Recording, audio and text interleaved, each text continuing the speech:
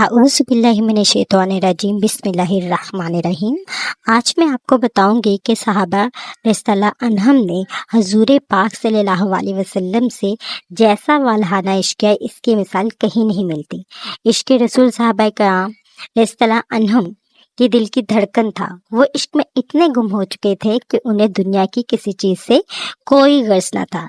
اگر وہ حضور صلی اللہ علیہ وسلم کو نہ دیکھتے تو بے چین ہو جاتے۔ جب آپ وضو کرتے تو صحابہ کرام آپ کے ارد گرد کھڑے ہو جاتے اور وضو کا پانی چونکہ آپ کے بدن سے گرتا تھا تو اس کو زمین سے نہ گرنے دیتے بلکہ اپنے ہاتھوں سے اپنے چہرے اور بدن پر مل لیتے۔ حضرت انس رضی اللہ عنہ فرماتے ہیں کہ ایک بار حضور صلی اللہ علیہ وسلم ایک دعوت پر گئے تو میں نے دیکھا کہ وہ کدو کا سالن بہت شوق سے کھا رہے ہیں۔ اسی دن میں بھی کدو شوق سے کھانے لگا۔